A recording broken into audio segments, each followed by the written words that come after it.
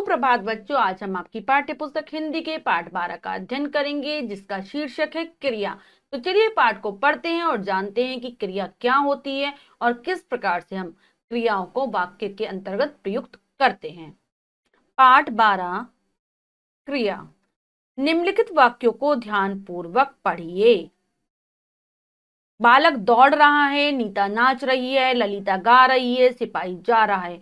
उपयुक्त वाक्यों में दौड़ने, नाचने, गाने और जाने का कार्य हो रहा है, अतः दौड़ रहा है, नाच रही है, गा रही है तथा जा रहा है क्रियाएं हैं। इस प्रकार से हम कह सकते हैं कि अभी हमने कुछ उदाहरणों को पढ़ा, जैसे बालक दौड़ रहा है, नीता नाच रही है, ललिता गा रही है, सिपाही जा रहा है। इसमें हम देख रहे हैं कि जो रंगीन छपे हुए शब्द हैं वो हमें किसी ना किसी कार्य को करने के बारे में बता रहे हैं कि कोई कार्य किया जा रहा है या फिर कुछ कार्य हो रहा है। तो ये सारी जो हैं, जो रंगीन छपे हुए शब्द हैं, ये सभी क्रियाएं हैं। इसी आधार पर हम क्रिया की परिभाषा दे सकते हैं। जिन शब्दों से किसी कार्य का करना या होना पाया जाए उन्हें क्रिया कहते हैं। ऐसे शब्द जो हमें ये बताएं कि कोई कार्य हो रहा है या किसी कार्य को किया जा रहा है, वो शब्द क्रिया शब्द कहलाते हैं। धातु। क्रिया का मूल रूप धातु कहलाता है, जैसे खा, रो, लिख, पढ़, गा आदि। इन्हीं से लिखता है, पढ़ रहा है आदि क्रियाएं बनती हैं। तो क्रिया का जो मूल रूप होता है उसे हम धातु कहते हैं। जैसे खाना में खा हो गई, रोना में रो हो गई। और इसके बाद हम इन मूल रूपों से, इन जो धातुएं होती हैं, इनसे हम आगे की जो क्रियाएं बनाते हैं। जैसे अगर हम पढ़ में ना लगा दे पढ़ना, ता लगा दे पढ़ता, तो यही क्रियाएं बनाई जाती हैं, लेकिन मूल रूप रहता है धातु का। क्रिया का सामान्य रूप। मूल धातु के आगे ना प्रत्यय लगाने से लिखना पढ़ना आदि क्रियाओं का सामान्य रूप बनता है। अगर हम क्रिया की जो मूल धातु है उसमें जब ना लगा देते हैं तो क्रिया का एक सामान्य रूप बन जाता है। तो हमेशा सामान्य रूप बनाने के लिए धातुओं में हमें ना जोड़ना पड़ता है। अब है क्रिया के भेद। क्रिया कितने प्रकार की होती है ये हम भेदों के माध्यम से जानेंगे। कर्म के आधार पर क्रिया के भेद। क्रिया के भेद यहाँ पर कर्म के आधार पर भी बताए और प्रयोग के आधार पर भी बताए हैं। तो सबसे पहले हम कर्म के आधार पर क्रिया के भेदों को जान लेते हैं कि कर्म के आधार पर क्रिया के दो भेद होते हैं, सकर्मक क्रिया और अकर्मक क्रिया। तो सबसे पहले सकर्मक क्रिया के विषय में पढ़ते हैं। जिन क्रियाओं का कर्म होता है वे सकर्मक क्रिया कहलाती हैं। अर्थात जिन क्रियाओं में कर्म दिया रहता है वो सकर्मक क्रिया कहलाती है। इसका अर्थ ही है सकर्मक, यानी कि स का अर्थ है साथ और कर्म यानी कर्म के साथ जो क्रिया होगी वो होगी सकर्मक। मैं प्रश्न हल करता हूँ, सविता पुस्तक लाती है, रमेश मिठाई खाता है, गाय घास खाती है। उपयुक्त वाक्यों में क्रमशः प्रश्न, पुस्तक, मिठाई व घास कर्म है, अतः इन वाक्यों में प्रयुक्त क्रियाएं सकर्मक हैं। यहाँ पर उदाहरणों में दे रखा है कि क्रिया के साथ कोई ना कोई कर्म दे रखा है। जब कर्म दिया हो तो वो सारी क्रियाएं सकर्मक कहलाती है। जैसे मैं प्रश्न हल करता हूं, क्रिया क्या है? हल करना। और क्या हल कर रहा है? वो प्रश्न हल कर रहा है। तो ये हो गई सकर्मक क्रिया। सकर्मक क्रिया में जो क्रिया का जो प्रभाव है वो कर्म के ऊपर पड़ता है। जो कार्य किया जा रहा है उसका प्रभाव कर्म के ऊपर पड़ेगा। जैसे मैं प्रश्न हल करता हूं तो हल करने का प्रभाव किस पर पड़ रहा है? प्रश्न पर पड़ रहा है। तो ये सकर्मक क्रिया है। सकर्मक क्रिया के भी दो भेद होते, दो प्रकार की होती है, एक कर्मक क्रिया और द्विकर्मक क्रिया। एक कर्मक क्रिया जिस क्रिया के साथ एक ही कर्म होता है उन्हें एक कर्मक क्रिया कहते हैं। जैसे आंचल पुस्तक पढ़ती है, अमन निबंध लिखता है। उपयुक्त वाक्यों में केवल एक कर्म पुस्तक तथा निबंध आया है, अतः इन वाक्यों में प्रयुक्त क्रियाएं पढ़ती है तथा लिखता है एक कर्मक क्रियाएं हैं। जिन वाक्यों में एक ही कर्म दिया हो वो एक कर्मक क्रिया होती है। जैसे आंचल पुस्तक पढ़ती है तो पुस्तक एक ही कर्म दिया हुआ है, तो जो पढ़ती है वो क्रिया होगी एक कर्मक क्रिया। ऐसे अमन निबंध लिखता है, एक ही कर्म है निबंध, तो जो लिखना क्रिया हो जाएगी वो होगी सकर्मक क्रिया, एक कर्म वाली। नेक्स्ट है द्विकर्मक क्रिया। जैसा कि नाम से स्पष्ट है, जब वाक्य में दो कर्म होते हैं तो उन वाक्यों में जो क्रियाएं प्रयुक्त होती है वो द्विकर्मक क्रियाएं कहलाती है। प्रतिमा दृश्य को दूध पिलाती है, तो हम वाक्य में देख पा रहे हैं उपयुक्त वाक्य में दृश्य और दूध दो कर्म आए हैं, अतः इस वाक्य में प्रयुक्त क्रिया पिलाती है द्विकर्मक क्रिया है। क्या देख रहे हैं हम कि दो कर्म है, दृश्य भी और दूध भी, ये दोनों ही कर्म है और पिलाना क्रिया है। तो जो पिलाना क्रिया हो जाएगी वो होगी द्विकर्मक क्रिया।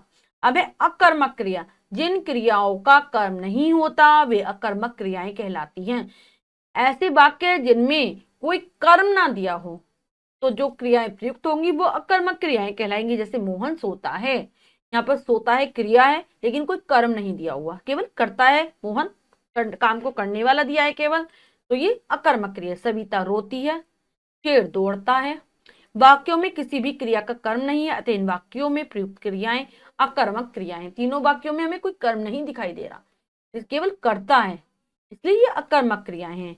कर्म की पहचान, क्रिया के साथ क्या या किसे शब्द से प्रश्न करने पर यदि उत्तर मिलता है तो क्रिया सकर्मक होगी और यदि उत्तर नहीं मिलता है तो क्रिया अकर्मक होगी।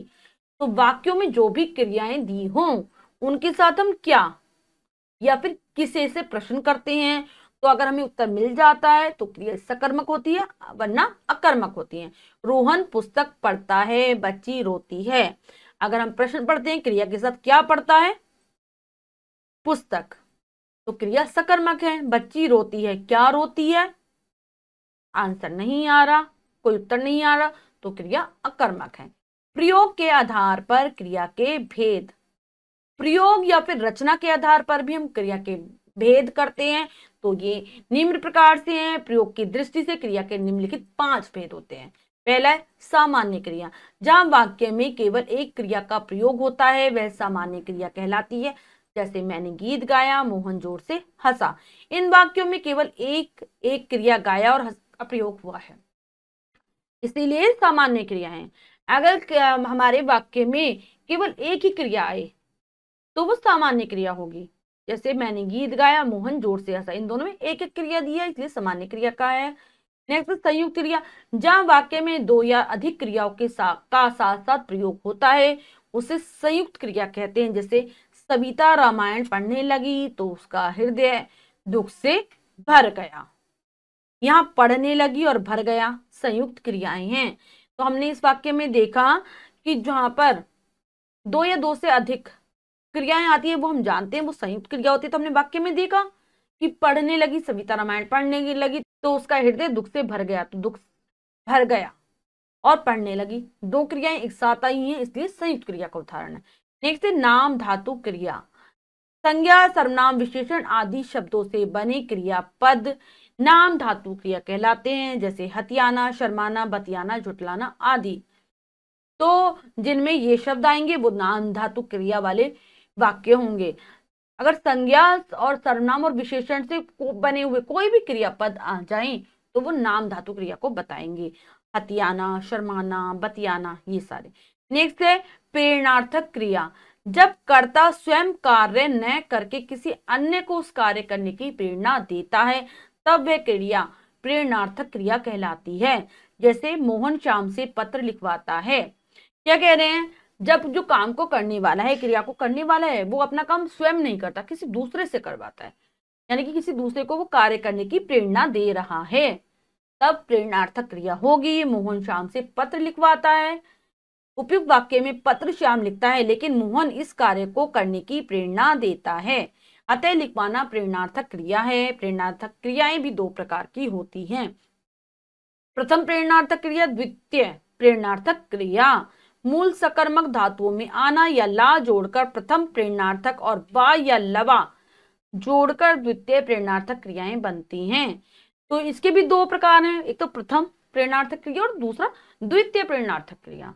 अगर हम सकर्मक धातुओं में, मूल धातुओं में अगर हम आना या फिर ला जोड़ दें तो वो प्रथम प्रेरणार्थक बनेगी और वा या लवा जोड़ दें तो द्वितीय प्रेरणार्थक बनेगी। तो उदाहरण के द्वारा समझाया गया है, चलिए तालिका के माध्यम से समझते हैं। 3 कॉलम है, पहले में मूल सकर्मक धातु, प्रथम प्रेरणार्थक और दूसरे में द्वितीय प्रेरणार्थक क्रियाएं लिखी हैं।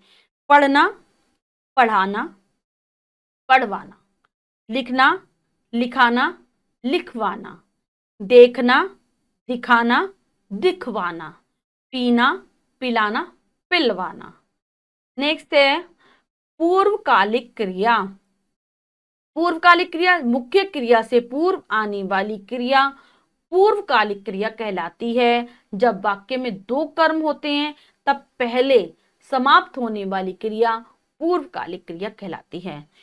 तो अगर वाक्य में दो प्रकार की क्रियाएं दी हूं तो जो बाद में जो मुख्य क्रिया होगी उसको नहीं, हम नहीं लेंगे। जो उससे पहले दूसरी की जो क्रिया आई है वो पूर्वकालिक क्रिया होती है।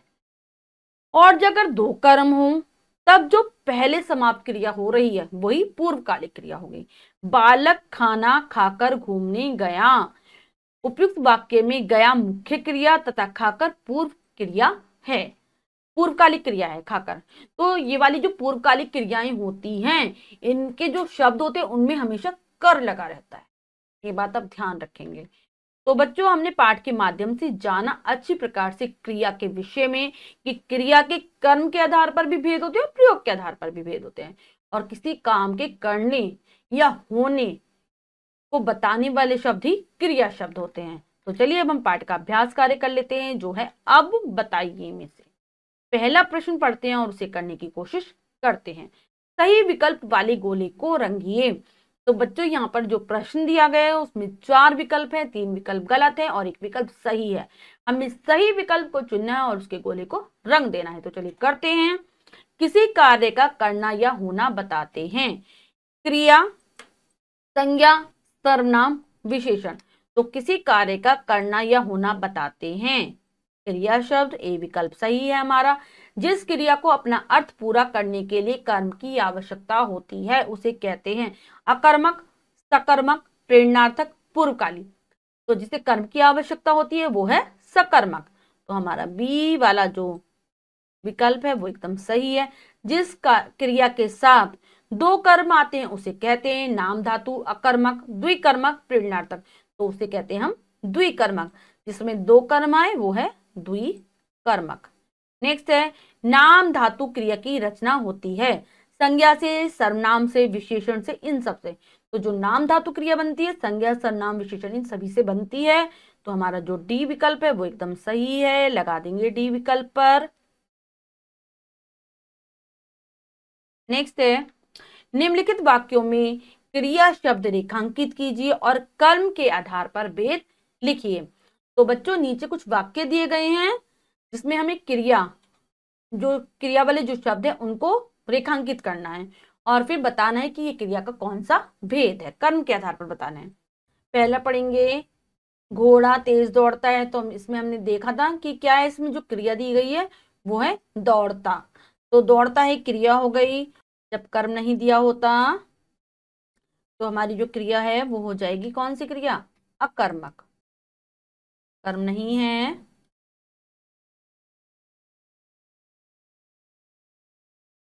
नेक्स्ट है, शेर ने हिरन का शिकार कर दिया।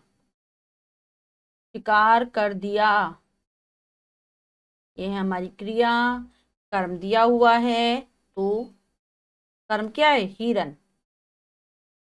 ये हो गई सकर्मक। मम्मी ने मुझे एक उपहार दिया। दिया क्रिया हो गई और उपहार इसमें कर्म है, दिया हुआ कर्म भी, तो सकर्मक। नेक्स्ट है, पिताजी ने बढ़ई से मेज बनवाई। तो बनवाई और ये भी है कर्म दिया हुआ है तो सकर्मक। कर्म क्या है, मेज, और बढ़ई दो है, इसमें दो कर्म है। नेक्स्ट है, निम्नलिखित वाक्यों में प्रयुक्त क्रियाओं की रचना के आधार पर भेद लिखिए। रचना या प्रयोग के आधार पर हमें भेद बताने हैं। तो चलिए करते हैं। मोहन दिल्ली जाएगा, कैसी क्रिया हो जाएगी, मोहन दिल्ली जाएगा, ये सामान्य, सामान्य क्रिया हो गई। किसान सो गया,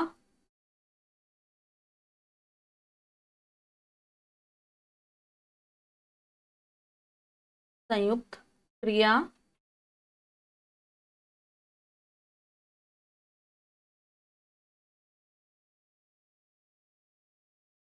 मजदूर खाना खाकर आएगा। तो यहाँ पर हम देख रहे हैं दो क्रियाएं हैं, खाकर और आएगा। तो खाकर जब कर लगे होते हैं, मैंने आपको बताया था, तो कौन सी हो जाती है, पूर्व कालिक, पूर्वकालिक क्रिया।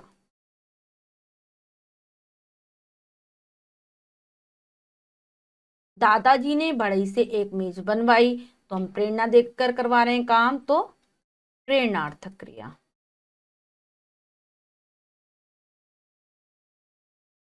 प्रेरणार्थक क्रिया।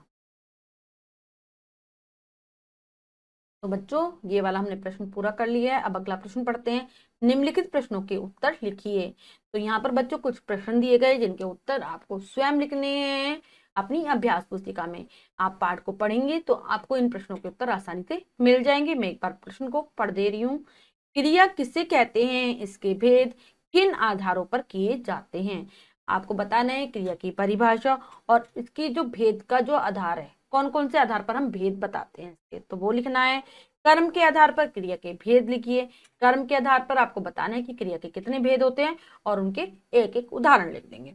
प्रयोग के आधार पर क्रिया के भेद लिखिए, फिर प्रयोग के आधार पर क्रिया के भेद बताने हैं और साथ साथ उनके उदाहरण भी लिख देंगे। सकर्मक क्रिया की परिभाषा भेद सहित लिखिए। आपको सकर्मक क्रिया की परिभाषा लिखनी है और उसके भेद बताने की कितने भेद होते हैं। तो ये कार्य हमने पूर्ण कर लिया है। बच्चों आज हमने जाना क्रिया के विषय में कि क्रिया का प्रयोग हम वाक्यों के अंतर्गत किस प्रकार से करते हैं और क्रिया के कितने भेद होते हैं, सबके बारे में विस्तार पूर्वक पढ़ा। आशा करती हूँ आपको पाठ अच्छे से समझ आया होगा।